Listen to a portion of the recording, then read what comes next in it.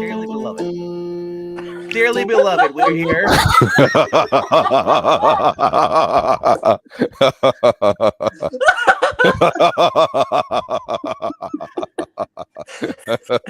Hello, everybody. If we're gonna start with that kind of music, might as well be awake.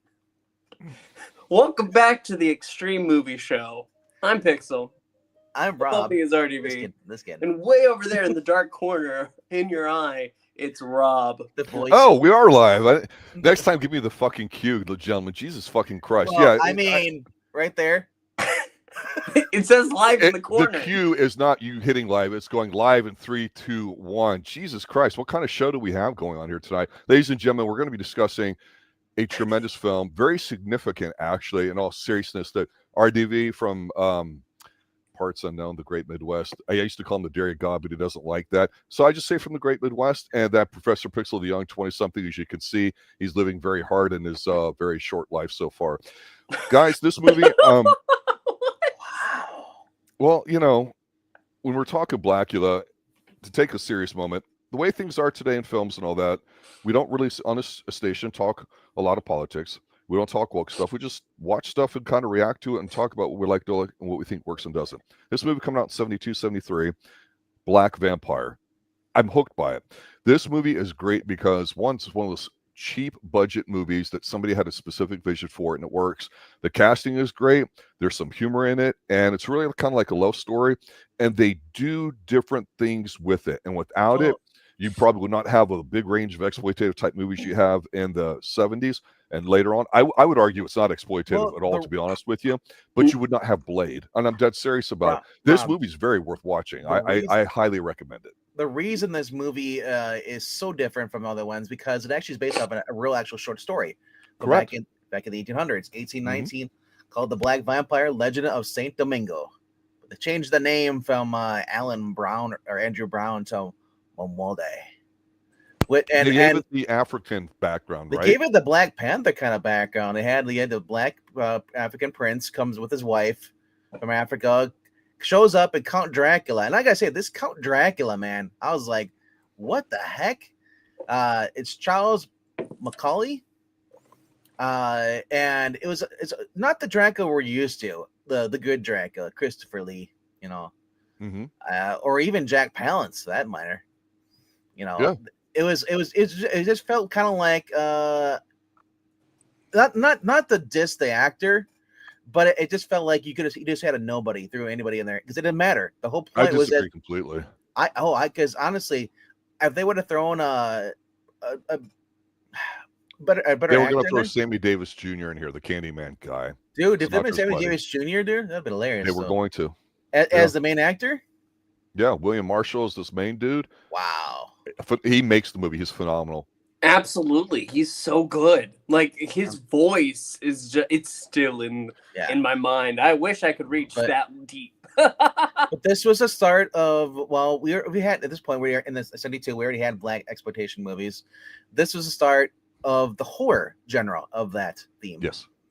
And it went spawned on to do an actual sequel from this. So Scream, Black as Scream. So I thought I did not know what was going into this. I thought, Mike, this might be a comedy. It actually might be serious, but they actually did take it serious though, which I was so thankful for because I thought it was going to be like just so hokey, you know. Get 70s, you're gonna throw the funky music in there, but it starts off like I said, like Dracula, and like pretty much insults him, you know, and curses him and throws him in this locks him in this coffin, and his wife's basically left to starve. Yeah. And then we get these two gay couple who I pick. So when I see these two guys, I'm thinking like, I may not know what flowers are, but I know a bitch when I see one. Well, here's the thing, because I said the white guy was the feminine one, and then the black guy was the more like the masculine one. More masculine. You could still tell, buddy. Yeah, you can still tell though. But I mean though, like it was like they're going shopping and like, oh, we definitely have to bring this back. Can you imagine putting this coffin in the for the guest room in the living room for? I'm like, it would be a scream. Yeah. I'm like, I thought we're going serious here. All of a sudden we're getting a little bit of comedy here because I did not expect that. Okay. Well, let's just kind of talk about this opening setup here too, because I agree with you. I couldn't remember if it was supposed to be goofy or serious or what. Yeah. And here's the thing. By this time, through the 60s and 70s, you and I kind of talked about this in some of our other streams about the progressive nature of politics working their way into characters. And, we talk about certain themes that come up. But Definitely actually, I'm going to pivot into Pixel and say Pixel. Yeah. We did talk a little bit about a movie that came out around this time that you're starting to review with me every time we switch television episodes or television seasons to review, and that would be the James Bond franchise. So if we go back to Diamonds Are Forever, you remember Mr. Kid, Mr. Went, the gay assassin couple? So putting gay people on big screen like this is a big deal, and then putting black people as main leads like this, especially in what were white roles, is a big deal. Like Sidney Poitier, obviously had already been around. Everybody loves Denzel. So this is kind of a big deal. What I liked about it, and I agree with you, RDV, I don't know if it was supposed to be funny, is those guys were obviously going to be like the Renfield, like his assistants or whatever. But it makes sense to explain how they got him over there. And actually, I think the opening is quite tragic. He's this African prince. He gets to speak some Swahili, some whatever language over there, and his wife's basically gone in there. And the thing too about it that I thought really went, man, they're going there. Hopefully they'll keep doing it. The guy that he's interviewing, is basically saying, hey, look, I'm coming to you to seek your advice because with your backing, we might be able to stop the slave trade like my native country or whatever. And so we're not talking slavery here and reparations and all that stuff. But the point is it was a thing. And the guy we find out is actually the real Dracula. And he's like, no, don't misunderstand me. This is how it is or whatever like that. And your wife's quite fetching. And he's like, well, we'll leave her out of it. He's trying to stay professional. And he goes, no, I would own her. I'm not trying to insult you. And he's like, no, we're not having any of that. And Dracula's like, fuck you, right? And I'm like, man, this Dracula's a racist guy. It's kind of funny how they flipped that, right? And to your point, RDV, they put in the 70s funk soundtrack. Normally it would be like organs and shit like that, right? So off the bat, I think it's a great opening gambit. Well, you had, plus, it's 70s Los Angeles when he arrives and he wakes up and of course at the time you had the clubs in there, you had the soul the Motown, was really big, and disco and stuff. So that was a major part of the movie, is the club. That's where everybody hang out there. That's where a lot of the characters would get together, hang out after a long day of work, basically a bar, whatever, and had drinks, and then there's actual live music, and the music was actually pretty good. I was the point where there's one point in this movie, I was like, "Shut up, actors! I want to hear the music," because they're talking music over was very good. Yeah, music's good. Some of the backtrack was a little much depending on the scene, but some of it was very good. I really liked the opening gambit. I really liked it a lot. Which the Dracula or after Dracula?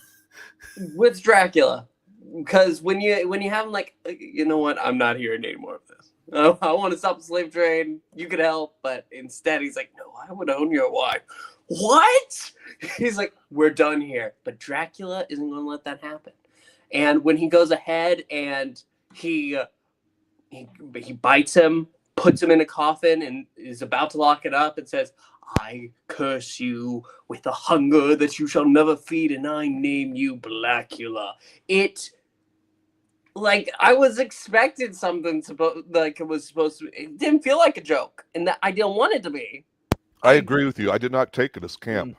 I almost bordered on camp. This was. I honestly, him calling him Blacula kind of came off pretty racist. Like, I'm gonna dub you Blacula. It's like a slave name. He puts a slave name on him with his curse. But I when he does come out and he attacks the two gay guys and feeds on them. Can I call out a goof there? Okay, so the one guy is like, here, open that coffin, and he's hitting it. He's like hammering it. I'm like, what? That's not gonna. And then pops open magically. I'm okay. Then the other guy is, I'm gonna hit the crowbar over here, and then he basically messes himself up. And he cuts his arm down here, and he's like, oh no, hurry, get something. Oh my gosh, he's bleeding because it's bleeding. I'm bleeding now. And you just see kind of Macaulay stand up, and he's like, ooh, dinner. No. It was No. it wasn't. It was just kind of hysterical. It wasn't really horrifying. It was because it took them 30 minutes to figure out there's a guy walking with them within 2 feet behind them. I didn't He's see not. this He's not a funny. killer. He's a lover. I know, but I'm just saying the guy how oblivious these guys are to the surroundings until the very last minute. He's like, and yeah, the only thing when we talk about and that is like Rob, I know you said that, but that is legitimately he doesn't want to hurt anybody, but it's that hunger, that lust that the vampire needs. Also, anybody's watching, this is a free on Tubi right now. It is. It Along is. The sequel. Yep, Or the Scream Blacula. Screamquel. After that, though, when he does go out and he ends up at the funeral parlor where the two are taken. Bobby's taken. Yeah, and you get to see Bobby's hand move to the edge of the coffin. I was like, is he going to pop up now? Right as people are visiting. You see, it's an introduction of Tina coming in with her sister Michelle, who and then you're like, okay, and Tina's got the cloak over her head. I'm like, is this his wife? Did she somehow survive the whole entire time? And then I realized, oh, it's a different person. But I'm like, why does she have the mysterious cloak over? I guess to hide her face, make it more dramatic. To add a little bit of mystery, man. Yeah. Well, the 70s fashions were, just completely on display here. You got turtleneck guy that's helping them out. You've got the dopey investigators. Yeah. They didn't lean into a lot of the racial stuff that they could have easily done, which I think honestly elevates a little bit. It would have been too easy to do that with some of the stuff. They do address some of it though, especially Dr. Thomas. They do a little bit when they talk about the activist Panther stuff. That's what I'm saying. He's like, oh no, we're not like that or whatever. Because he's like, no, that's beneath me, kind of. Why are these black murders going unnoticed? He kind of calls them out on it a little bit, Yeah, that's I think the closest part to it. And I think the thing is it's one of those things where when you're watching it, it's that simple story of, okay, his wife that was buried with him, just hear him screaming, until she died or whatever like that. He's got the current version that's reincarnated or whatever. That's why they had the hood over, so we could go, her, right? And that's the whole thing too. He goes after her and she freaks her out and he gets her purse, and in pursuit of her, I kind of laughed because he got hit by a cab, and it's such a cheap movie. They don't have a lot of special effects, right? And also they don't have a lot of stunts in here, right? So you're right. That kind of stuff, if you're looking at it as like a horror film that way, no, it's not that way. It's a little bit of a detective-y thing, but it's a love story. And I was like, oh my God, Blacula got ran over by a taxi cab. You know what this reminded me of? Like Shaft as a horror movie, in a sense. It's not much of a comedy, but it's still serious though. It's a perfect balance. And there is a little horror scenes in here too, especially when you start seeing people who he bites come later and become a vampire. And a lot of time, he spends time in the morgue here. And I wanted to bring up one of the guy who works Sam in the morgue, Elisha Cook Jr. We've known this guy since the Maltese Falcon. He's been in every single thing. Sunset Strip, 77 Boulevard and all stuff. Or, it's just like he's been like, he was a guy before Wilford Brimley. He was in everything. And so it was kind of cool to see the guy kind of pop in here from one of the things we reviewed. But there's like, you talking about he gets hit by the car and she's like, dude, like what? Because she's like, what the heck you doing here? Like, you're idiots, run in front of my car. And he's all kind of angry. He's like, you made me lose the girl, because he saw Tina followed her home from the morgue, and she runs down into the subway, runs back up, drops her purse. I'm thinking like, great, now the person knows where he lived. Let's look at the license, the addresses. I don't know if Dracula figured that out on his own, but he goes and grabs her purse and then eventually goes to return it to her when he sees her again. Because he's such a gentleman. Yes. But let me point out some things about the guy, because it's interesting that you weren't crazy about him, and I loved him. I thought I'm not saying he's a bad. I'm not saying he's a bad version. I'm not making fun of the character or whatever. I'm just saying. I know it's. Here's the thing. What do we think of when we think Dracula? There's Bela Lugosi, right? Mm-hmm. And then people don't like to think of that. They go, "Oh, that's so old. We can do better." And then you and I have talked about RDV and Pixel. You and I have even talked about this a little bit. We've done our own universal reviews as well as modern versions of vampires and different, creatures and stuff, animals attack and whatnot.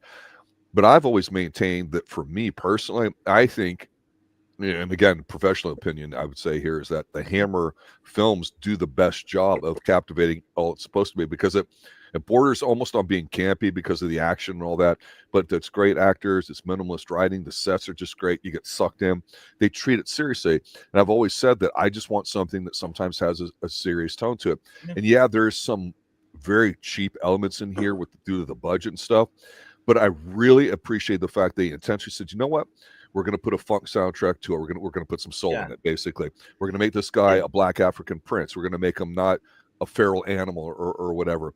And the fact that this is a love story, him being a gentleman coming there to return the purse, and she's falling in love with him. It's almost believable where a few scenes later where he shows up at her door and says, "I could not wait for you till tonight," because she agrees to meet him like for a date, basically. And he explains to her what he is, and she's like, "Okay, I kind of believe you." And you're like, "Okay, that's what this movie is." Yeah, they really want you to feel bad for this guy. And that's the point. RDV, I think they did a great job. For Van Helsing, Van Helsing type character, Dr. Thomas Silver, a guy who played in Star Trek. Thomas Rasulala, plays Gordon Thomas in here, and he comes off as the asshole. The way he treats Michelle in this and everyone else, he comes off as a dick. Really? Yes. I didn't get that. Like, I mean, a little bit, maybe. He's the jerk compared to Dracula. Dracula is very charming, or Blacula. He doesn't come off as a guy who wants to go around killing a bunch of people. Yeah, some of the other roles were thin. I would agree with you on RDV too, especially like the cop guy that's trying to help him out, and he actually believes him a little bit. He's just a bit of a dick. Oh yeah, that guy is. Yeah, but I didn't mind that. He was not overacting. I didn't mind that. No, but I like Dr. Thomas. I did. He's wearing that turtleneck, and it's just looking great the entire time he's doing it. And that creamy brown leather jacket that just was like on god tier fashion status symbol in the 70s that we've talked about in Columbo and other stuff like that. Man, it's so sumptuous. And yeah, you got to wear turtlenecks. This thing's great. It's a fashionista's great horror movie for looking at stuff. It looks great. He's got Michelle, and Michelle is looking fine too. She is. She's looking. Woman. Yeah. Well, here's the thing. What do you do at a club? Well, you get the lady that goes around, takes pictures, upsells you on it or whatever. I know everybody's got cell phones now, but in Pixel, you being the young 20-something guy here, even me being an 80s guy and RDV being an 90s guy, I don't even know if RDV remembers this. Yeah, you could take pictures, drop them off at a photomat or something, they would develop them for you. But back in the day, professionals would do it in their own room, and that's what we see here. And I recall doing that briefly as a kid once or twice, like in school as projects and stuff, and that's about it. But we get the old, what are the rules of a vampire? Well, obviously you can't take his picture because that's like the big thing in there, so he has to kill that woman when he follows her home. This is my problem. This is my problem with this movie. He should not know that he won't show up in a photograph. I mean, he doesn't even really know what a photograph really is. He shouldn't know that. There was no reason that he should have targeted the photographer and destroyed that photo. Yeah, maybe you're right. That's the only weakness for me. Well, the other thing is the fact he knew how to adjust to LA in 2 minutes. I mean, no, he watched after. Like, he went ahead, he killed him, and then afterwards, how well he adjusted to everything was really fast too. Well, they chose not to have the culture shock, right? RDV. I mean, that was obvious. Yeah. Because it's like an hour and 30 minutes, so they really had to like cut things out, so they had to shorten it. Yeah. So that's why after he kills the two, we cut straight to the two in the morgue and him watching from the curtains because he's watching and learning, and we don't have to sit there and watch with him as he's learning. But as soon as he sees who he believes is his past wife is Luva, which is actually Tina. The character I hated the most on this was Tina. Because even after they convinced her he's going around murdering a bunch of people, she's like, "But I love him, Daddy, so much." But she didn't know that till the end.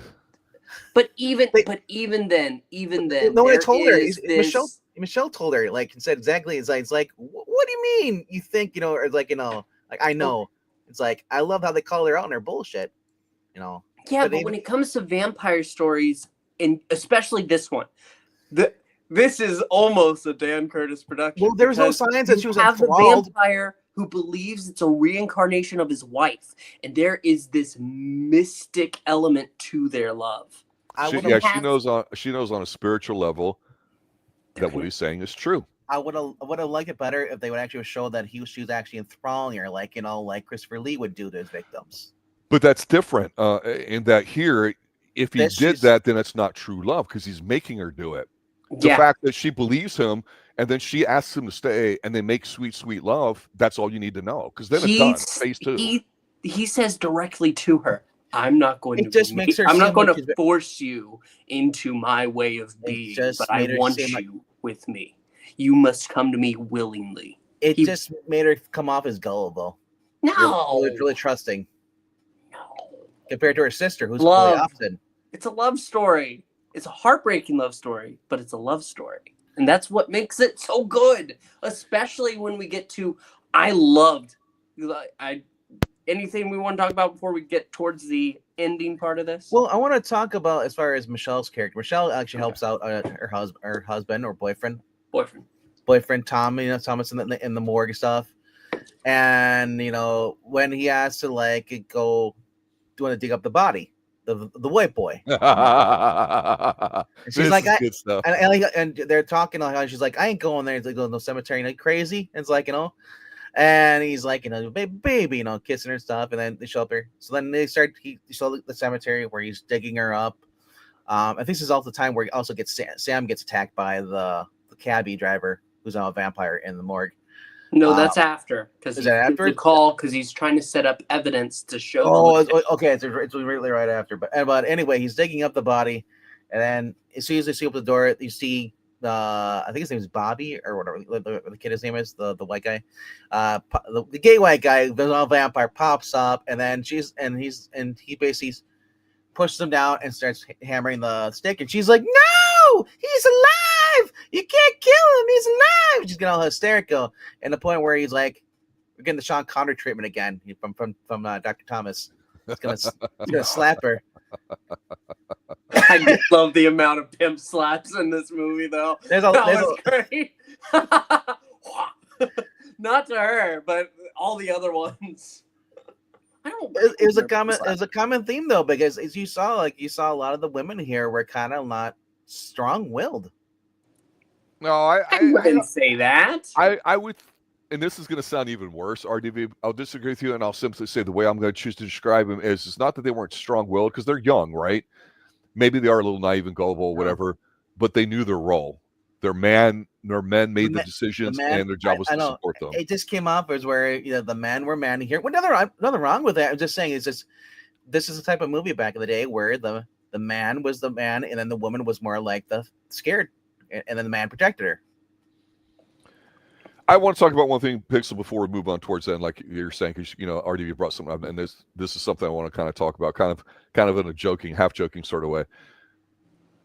When we talk about the ending, what we think in our final thoughts, so I'm sure we'll have plenty to say. But for me, a very difficult thing to do in a movie, and we see it done absolutely horribly now because, as I've ranted and raved before, comedy doesn't really exist now because the stereotype things really been watered down and all that stuff in current culture out there.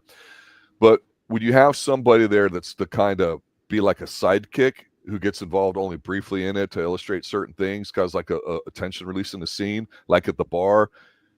I just want to take a moment and give props because sometimes it can be an acting thing, sometimes it can be a scene, sometimes it can be a prop, although a prop's really not an acting thing. But sometimes it's a name. And I'm going to tip my hat here briefly to the one named Skillet. Skillet, J2, come. Oh, God. Tell her Skillet's got something waiting for her. You know what I'm saying?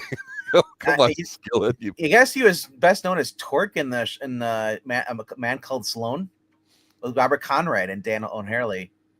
Which is, yeah. I mean, and we're talking about doing a Robert Conrad exploitative movie here soon. No, it's just one of those things where I just said, this movie is very, very bare bones, very thin, and so they deliberately didn't get too deep into stuff, which I think is the point. Skillet is like pretty much like I was waiting him to say dynamite because that's the exact character he had in this movie. Right, exactly. It's that kind of sidekick, right? The guy that just says Yeah. stupid things and is goof with it or whatever, right? That okay. Like now that he said it, we go on to the next scene. He's like, he's like, that Dracula or that guy or Macaulay, he's one weird dude, He's like, because he says like, hey, how much for that cape? I'll buy it off you. I didn't mind him, honestly. I mean, I didn't want to see a lot of him, of course, but he was kind of like Stifler in American Pie, where you understood Stifler enough where he was like scene stealing almost. Skillet wasn't at that level, but let's be honest, Skillet is a top tier name for a sidekick. At least 2 scenes is in the movie. Yeah, and he serves the purpose of basically saying what we as the audience are thinking. Wait a minute, no, this dude's weird. How come you guys don't see it? Well, Skillet does. He's one of us, right? He's stating the obvious. It does kind of put the pause in it. Sometimes you need to have that while you're writing a scene, I think. Yeah. Favorite part of the movie though is the warehouse scene where they go to look for Dracula's coffin because the end of it. At the end of this movie, yes. Was that? It's actually not the ending. It's I said like the ending is a different warehouse or thing they go to, a chemical plant.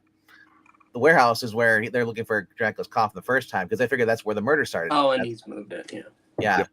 Because the only reason he moved it because Dr. Thomas Goodwell, whatever they said, maybe they had a conversation, like kind of like we had Robert De Niro and Al Pacino in Heat, send down. They both know, each other knows, and a conversation. And like I love that conversation in the club. Michelle and doesn't really know about what's going on, or he's a Tina. He's like, yeah, our leads and all. We think it might be a vampire, and like it was, of course, everybody believes. Like, of course, Mom Wally was like.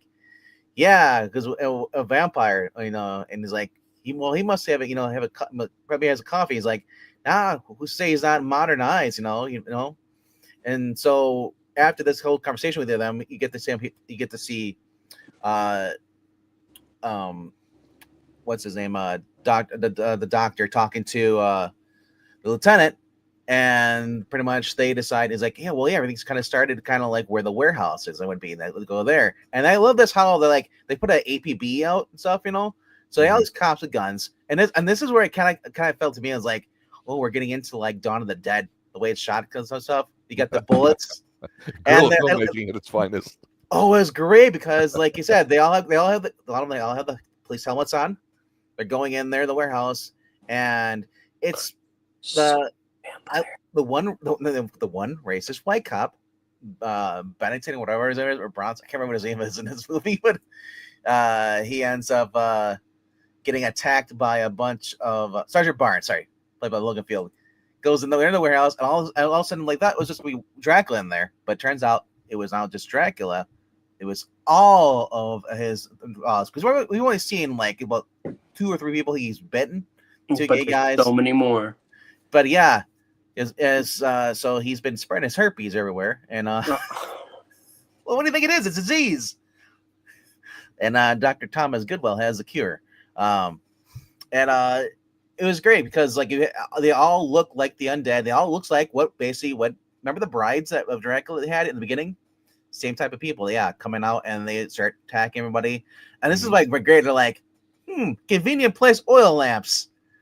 Here, you weren't even lit. Yeah, because everybody in the 70s had one of those in the house. One was lit. We did. Only one was lit. That was in there. I loved it. Then, so they threw the first one, and they throw on the ground. It would start the box fire, and then next thing you know, you see the guy on fire. You can tell it was like it was just so edited, cut, and like and so they're lighting all the vampires on fire. Especially I loved it. It was great. And then I'm like, at least the warehouse is gonna burn down too. I'm like, oh, I'm thinking like this must be a huge sound stage or out there where they because the whole place is gonna go up in flames because it's all wood in there, all old wood. And so after this, they close the door after Barnes after because Lieutenant didn't want to kill him. He's like, give me this. I hate this racist motherfucker pretty much, and throws the lantern at him, lights on fire, and he's like, oh, and I love that when you see it because it's always a stunt man in there. You see when they wear the suits, so I always love that because they used to be. I always love the very gigantic big cardboard boxes with nothing in them that we see in all the martial arts movies we talk about. The warehouse, the crate, empty crates. Yes, So they close the door after killing him, and then they're like confronted by Dracula, and just like, oh, what, you thought I was my here? Of course, I moved my coffin thanks to the good doctor here. He's like, son of a bitch. And he ends up turning to a bat. He's like, flies away. And the lieutenant's going to look at his A face. really like, bad bat on a string. Yes. But like, so after that, they're looking for him and stuff. Until they follow, Tina's confronted. They tell him exactly, you can't go by him. You can't trust him. He's murdered a bunch of people, and she's, so then she eventually ends up like being called the Blacula. It's almost like a trans. She's not, because that's what I said. It kind of felt like she had a calling to him, like he was calling out to her, like he used to do to like Dracula would do to the victims in Hammer films. Mm-hmm. She like kind of like, was it Juliet, or what was the one we just watched? The one with Christopher Lee, Jenny, or the one that was married to Harker? Or was going to marry Harker? Mina. No, yeah, it was Mina. Yeah. Mina. She Lucy? Goes to Lucy. So Lucy goes up. Jack had been feeding on her, and so we see Tina walking down, and they follow her, and then the cops are like, "Yeah, she's going to this chemical plant." So this is where it really felt like a George Romero movie. I felt like it was Day of the Dead, like the silo complex when they're in the hidden silo. So they're in down there, and I love this. Like, they just keep firing the bullets, and like the bullets are like not doing it. And Dracula's just like, really? Sorry, Blacula, not Dracula. It just kind of felt like, why don't you guys like just call out? Don't shoot them, don't confront them, just call out, But instead, they keep firing bullets, and you see.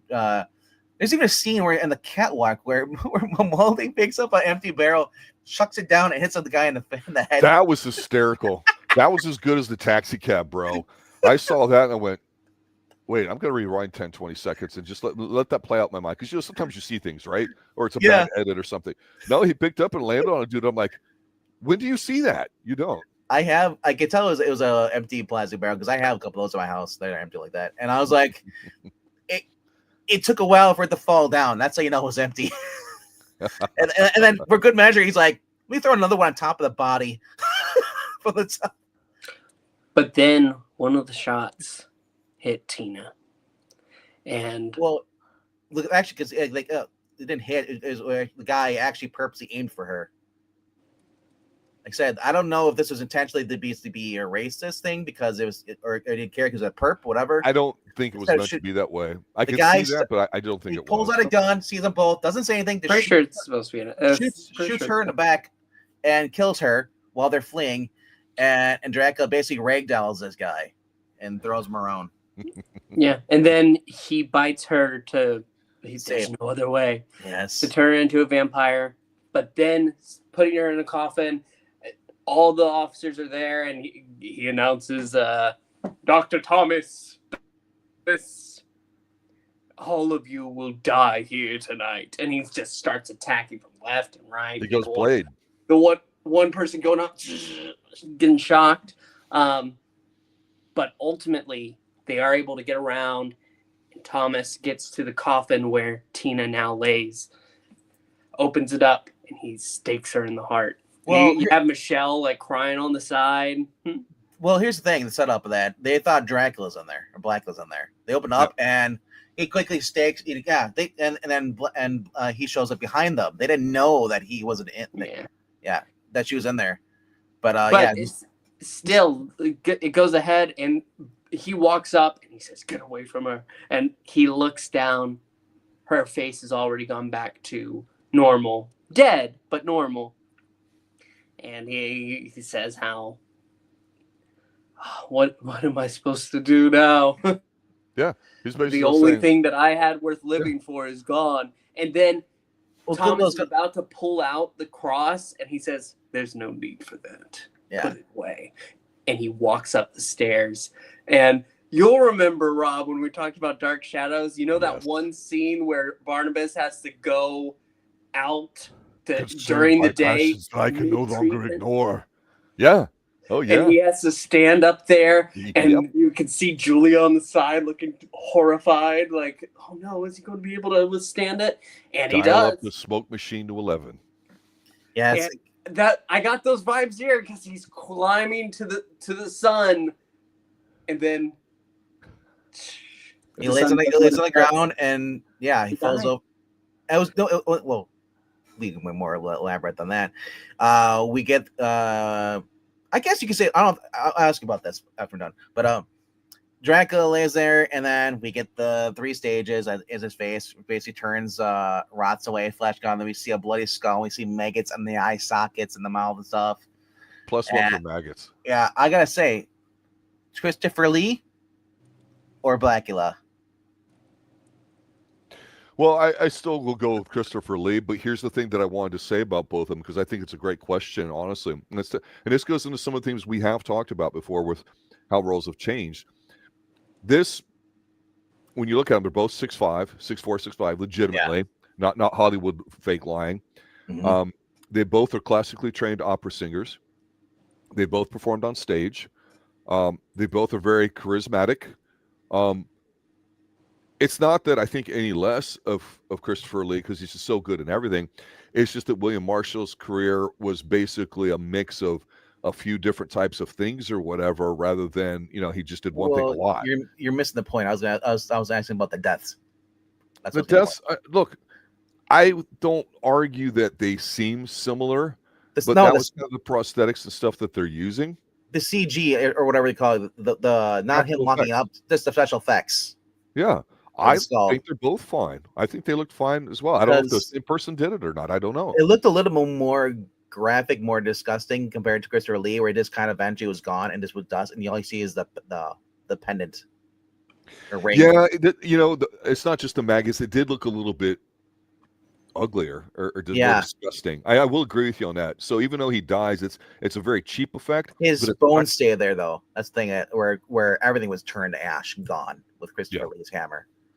So just noticing a little difference as far as the vampire stuff, compared to the hammer stuff. And I can't remember the Universal. Did he just turn into dust too? And Bull Gulsies? Yeah. Well, I'll close with this as we go through our final thoughts here. One, again, it's a great movie. It's not a cheap exploitative type movie. It is a low budget movie. I think they tried making it. I think they took a serious bent to, which I appreciate. I think it works. Yes, it's dated, and that's okay. Especially if you are familiar with the time, some things you'll understand more than others. Phones, the camera, all that. But the one thing that I was going to say about him and like Christopher Lee, some of the things is, remember, if your model is Christopher Lee, he's this tall, suave, animalistic guy, then you get this guy that's actually not animalistic, but very, proud and regal and all that. Then all of a sudden you start getting, and then Fright Night, let's be honest, Jerry Jandridge was pretty charming as well too, and a tall, good-looking guy. Then, like I say, we've got this great track record of good movies with good vampire leads that turned to shit in the 90s with these 150-pound, Casper-looking fucks. And it's like, okay, if that's your thing, that's great. But the number one thing about this movie to watch it for is to watch it for was it Marshall, the lead actor. He's phenomenal. He does a great job. I cannot see them doing really like Sammy Davis Jr., give me a fucking break. If you're going to make a goof movie, I would watch the sequel because of how good he was in here. And his voice just makes you want to listen to him. We talked about that Pixel in one of the last episodes of Columbo, I think, in season 3 that we reviewed. Get around season 4 here soon. Well, I forget the actor's name, but he had an incredible voice in the way he talked. It was one of those things I just kept commenting on. Man, it's magnetic. This guy has it in spades. He was the role and makes the movie work. It's not just hey, let's slap some shit together and hope it'll sell. I from everything I researched on it today, it's not the vibe that I got. So definitely worth checking out. Yes, it's different and it works. It doesn't always work. You and I talked about this extensively last year, RDV. We talked about Salem. So easily out of that, the Rob Lowe version and the television version, the one that came out in 2024, by far the absolutely worst written one, not even close. However, there's a look to it and a tone to it that is absolutely friggin' phenomenal, especially the soundtrack is tremendous. And you and I kind of talked about that for a while, about how different it was. So it reminds me of kind of those things too, but definitely worth watching. I'm glad we had a lot to discuss here tonight. Final thoughts, guys? Final thoughts is I wouldn't mind doing some more of these the Black Expedition horror stories, horror movies. We have Blackenstein. Like I said, Dr. Black and Mr. Hyde. I saw about those today. Yeah, I never. The director and writer here did that one. Oh, did he? Hyde, Mr. Okay, Black, that might or be. whatever. Yeah. Well, So Blacula is like this is a movie I've always heard of it. I know Rob or E. Angleton would bring it up, and a few other people I knew. I never really sat down and watched it. Rob says like I've watched parts of it. This give me an excuse to watch the whole entire thing. I'm not. I'm curious though, Rob. You being the older one, what took you so long to just get around to watching the full thing? It just trailer, or is it just honestly? I just have a lot of stuff on my plate, personally and professionally. So when we decide about what movies we want to watch, it depends on if we put a poll up or if there's a theme that you and I are talking about. And with Pixel, it's different. So it's just Halloween. I like talking about these kinds of things. I saw that it was on. We were talking stuff backstage, and you kind of brought it up. I said, if now is the right time, let's do it. Let's get it done, because I tell you, it's. There's always something to watch, always something to review. The question is when do you have time to do it? And what would be worth it, right? So I mean, and sometimes you and I just go off the deep end with weird stuff or old stuff, and that's what I like here. It's not always set in stone, and it was the right time to do it, and I think it's the right film for people to watch during this time of the year. Absolutely. Yeah. I had always heard about this movie. Plus the availability. Same thing. Yeah. I mean, yeah, but having the time, and it ended up being the right thing. I always thought with a name like Blacula, it's going to be silly. Well, this was good.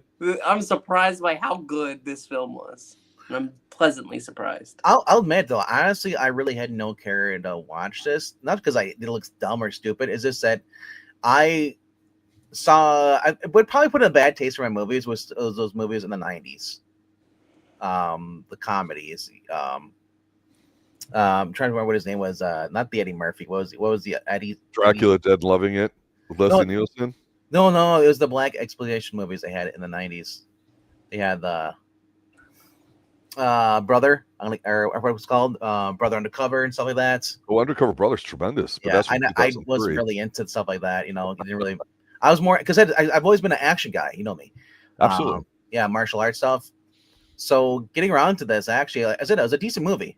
And here's the thing: I can enjoy whether I enjoy the plot or not. I can enjoy the scenery and the background. So I get to see like Los Angeles stuff. Like I said, we talk about this all the time. We read over the Chuck Norris movies in San Francisco, looking how clean it is and stuff, or just the way people dress, the music, everything down to what people were drinking, how they acted. It was always great. And this, you get to see a little bit more of like kind of like the jive, kind of like Motown, kind of parts of that genre. I'm just glad it was in all the 70s. Imagine if there's been a white movie in all the 70s disco. I mean, you're getting culture in here of a certain kind that maybe you haven't been exposed to before, right? That would have been the worst version of Fright Night.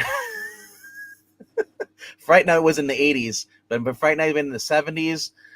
Ugh, disco vampires. I don't think I could survive unless it was Skate Town, USA with vampires. MK's bringing up some really old stuff that probably was either on Creature Feature or Robot Monster. No, there's a bunch of really old stuff that gets in the public domain, and so to kind of just pile on that real quick before Pixel gives his final thoughts.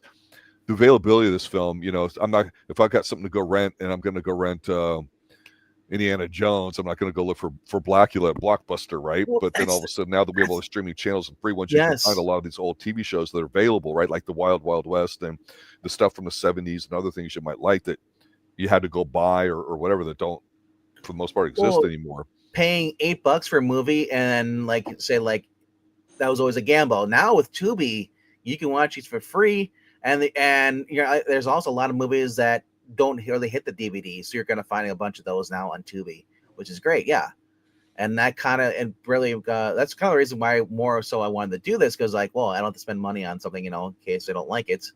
It's right there, and it also tells you recommendations like if you like this, check out this. And yeah, it's literally, it was like Tubi's like, and my account is like, so do you want to watch more Curse of Frankenstein, or do you want to watch them? Like, it's like, damn you, Tubi's trying to get me in the Halloween mood. It's all his recommendations was basically Hammer films, and then now it's gonna be Black exploitation films because I watched this. Oh, we only have what is it? 12 more days. 2 more weeks, yeah. Yeah. Friday. 12 more days of Halloween. Every day is a Halloween movie review. Just saying that. But overall, like I said, like this was great. Looking forward to Pixar. Are you going to join us next Sunday then? If we move, I'm not sure. I have to wait to find out. If Pixar can, we're thinking of doing the Hammer, the Mummy film. Ooh. I've never seen it. It'd be a first watch for me, and a first review for me, and a second watch and second review for you, probably, Pixel. Yeah, I think Rob and I did it like 2 years ago. Yeah, I feel like 4 years ago, man. I'm going. I think it was 4 to 5. Yeah, 4 or 5. Wow. Yeah, any excuse to watch a Hammer film, I'm there. 2021, I think it was. Okay. Man, Final thoughts, Pixel? This movie was great. This is fantastic. If you have an evening and you want to watch a vampire movie, go ahead and try this one out. It was a pleasant surprise. Love it.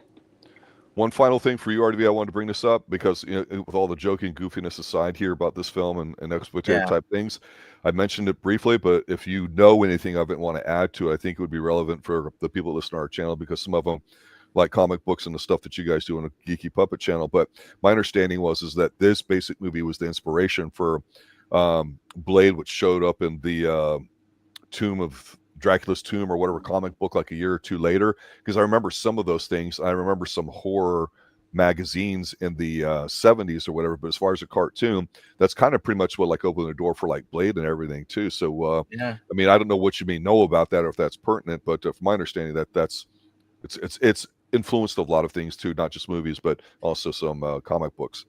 Well, yeah, you said this. Yeah, this Blacula movie inspired a lot of stuff. Grim cartoons, man. We got Grim Adventures of Billy and Mandy. They had voiced by Phil Lamar, was inspired by Blacula. Simpsons. They had another Blacula in there. You had Tomb of Dracula. That's why we got Blade. Was kind of partially inspired by this. And you had you also had Candyman, Tales from the Hood, Bones. Yeah, and then I gotta ask you: is Eddie Murphy a Vampire in Brooklyn based off of this, like a reboot? I just don't recognize certain movies, and that would be one of them. Yeah, and I love Eddie Murphy, but that's just a goof movie to me. I don't. That's whatever. Yeah, I always thought that was kind of like a remake of this, like inspired by that because it's a good question, Oscar, because I never thought about it in that context or whatever. Yeah, I just thought, he wants to do a vampire movie, whatever. I'll be honest. Now you're gonna make me try to research that, you fucker. Yes, first for research purposes, but overall, like I said, fun movie. It's a one and done. If you guys have not checked it out, it's free on Tubi to watch. The sequel's on there too. I also want to point out that Charles Macaulay who plays Dracula in this, was also a Star Trek alumni as well. He's Dr. Landru in the original Star Trek series. Good night now. Yeah. This was not a Dan Curtis production, but close enough. Thank God it wasn't.